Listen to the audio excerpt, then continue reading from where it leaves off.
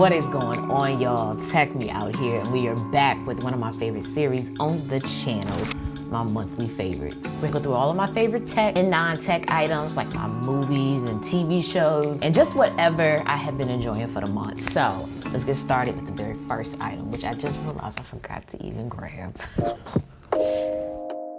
So the first thing I wanted to talk about are the new Beats Solo 4s. So I got these in a little bit early and I ended up releasing a reel on them. But outside of the color, which I love, it looks so good. These sit on the ear, like super comfortable. If I'm gonna do an on-ear pair versus over-ear, I do like something like this. Battery life up here is great as well. The headband is adjustable, you know, and you can tilt the ear cups a little bit, but not too much. It pairs easily, but if I didn't have this blue one here, I would definitely go for the cloud pink. Now the audio quality, it's good up here as well. The bass isn't too heavy. All in all, I really like these a lot. And the traveling case that they come with is cute too.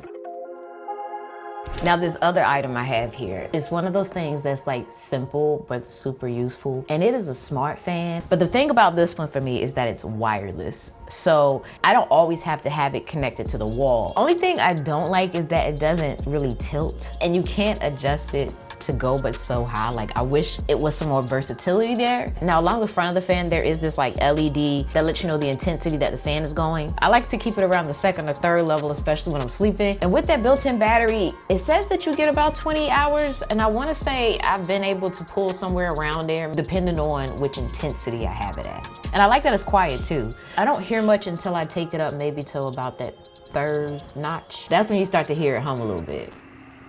And it also has an app. It also has a Bluetooth remote. I don't have to like point it directly at the fan. You know, I can just press a button and it'll respond.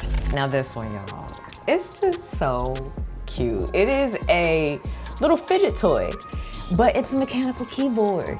I had to get it. I mean, come on, like, and this one even has a little thing so you can clip it on your keychain to keep it close. But what I like with this is that I'm able to press the button and each one is a different intensity of a click sound. Like the first one sounds like barely anything. The second one gets a little louder. Third, you start hearing it clicking. And the last one is super loud, so I was talking over it. But nonetheless, y'all, you'll get the picture with this. But I didn't stop there. I couldn't resist the one that had the LEDs. Very similar to this one, you know, it has the different sounds that you can use, but it lights up. And I mean, come on, techies, we love LEDs. But this to me just wasn't even appealing for the fact of being like a fidget toy, because I don't really feel like I'm fidgety, but the ASMR, that I can get with. All right, now this other item is something that has improved my little desk setup. I recently added this monitor in front of me, and as a result, I needed somewhere to put my MacBook. So I found this kind of like laptop holder that mounts on the side of the desk, which I liked because it doesn't, you know, force me to commit to anything by drilling something into my desk or having to physically stick something to it. And I went for this one not only because it allows me to put my laptop in there, but also because it has places for other things like my phone or even my unboxing knife, which is handy, especially when I'm sitting here and unboxing things. And then the most important thing, it gets the laptop off the desk because we had some really close calls with that being so close to the edge. Now it's safe and secure, and it was fairly easy to install. Okay, now another thing, y'all, that I have been using heavy this month is actually right here in front of me. I can show you.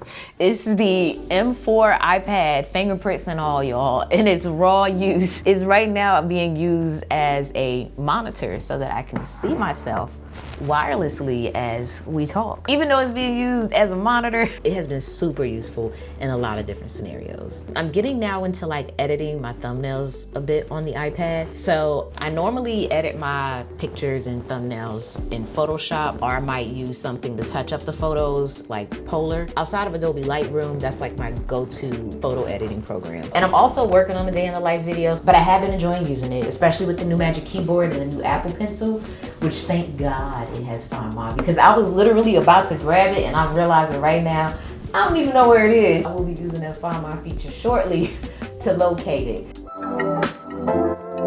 Now these LED lights are nothing new per se, as I've used like the nano leaf triangles for years. But since I've been in my house, I haven't set up any of my nano leaf lights. So this is my first time using the squares, and I might low-key like them a little bit more than the triangles. The only thing is, I gotta remember, how do you properly take them off of the wall? Because right now it is stripping and ripping my paint to a point like I'm almost not having a choice but to keep it up there, because I need to cover up the damage that I've done in trying to like take it off and put it back on. But I really think that's user error. I'm gonna look up some tutorials or something, or if one of y'all out there happen to have some insight on how to properly remove it off the wall, please let me know. Now, I like to use these lights to add some color and life to the room, but I also like to use them to serve as almost like a little soft light for when I'm filming. Plus, when I pair this with the app, I'm able to change the colors of them. I can create different patterns or get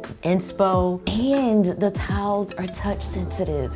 That's something that the triangle version of these that I have did not have. I also have the hexagon nano leaf lights, and I just saw that they also had a ceiling light, so I want to look into that because I might swap this one, depending on what that installation is looking like.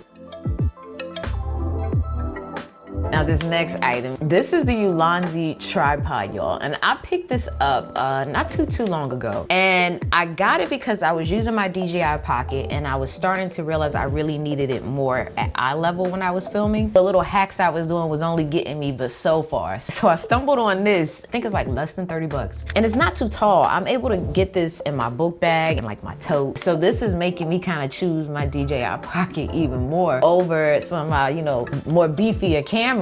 And I can use my phone with it too. So you can pull this part out here and pop your phone in landscape or vertical mode. And it also pans and tilts. So it's kind of like a video head in this. And I really haven't seen phone tripods, so to speak, that had the tilt and pan features, so I'm loving that. And another thing that I'm doing to this is adding a quick release mount so that all of my cameras can easily adapt up here, which means I won't always have to unscrew it to get it detached and things like that. I love this thing. It has me able to take like one tripod that will comfortably and safely work with my DJI, my GoPro, and my phones. I almost forgot this other thing. It has a Bluetooth remote. So like your iPhones especially, you can connect to this and, you know, step away and actually start or stop your video, take a picture, whatever. But everything that I'm talking about will be linked down below. Another favorite of mine that has been getting a lot of camera time is my DJI mic. So this is the first mic. I really like using this for my short form content. So what I do is I take out this little middle piece here, I attach it to my camera, and then I just use the receiver here and I speak into it and I'm good to go. I just love the setup, y'all. This is so compact and sleek. And plus this case right here, it acts as a charging case. So you have some LEDs here at the bottom that let you know the battery life, and it charges via USB-C along the back. But the battery life up here is good. I can't think of a time that I've been out like, dang, it's dead, you know? The nice thing when I take this with me is like, I feel like I have a mic for anything. This will work with my camera like we just talked about, but it'll also work with my iPhone or even my Android because it has these adapters so that you can connect it to the little receiver here and connect it to your phone. Now I can use the mic to work with my phone. And I also have another little lav thing in here so that if I'm, you know, talking to someone else doing an interview, I can, you know, mic them up as well. But the way that this comes is designed in a way where, you know, you can talk like this, which is how I do in my shorts, or you can clip it onto yourself. Or if you want, you can get the cord so that it's, you know, a wired lav. So that means you'll then be able to like take this, put it in your pocket, and then, you know, tape up a little more discreet mic under your shirt, which is actually what I have right now. Sometimes when I'm like questioning what type of mic to take, I just take this and nothing else. Now, as some of y'all may or may not know, I am a bit of a germaphobe. And one thing I love to take with me when I travel is travel sheets. Y'all, they sell them in like a 2-pack on Amazon. And the way that I came across these, my mom, thank you, Mom. If you are watching this, thank you. I am still repurchasing the gift. Let me show you, because they're so thin. But look, y'all, like, come on. Hold up, it's trying to focus on me. Super thin. It's disposable, so it's not designed for you to use again. It comes with everything you need. Like, it has 2 pillowcases. It also has a quilt cover, which you can just kind of treat as your top sheet. And then it also has a bed sheet, which is kind of like your fitted sheet. But the way that it's made is kind of like this mesh or netted material. It's very soft, but you just lay it on the bed, you lay on top of that, and then use that quilt cover to put on top of you. And then the pillowcases are made of the same material and can either just be laid on top of the pillow or you can put the pillow inside of it. This right here, man, you never can be too sure.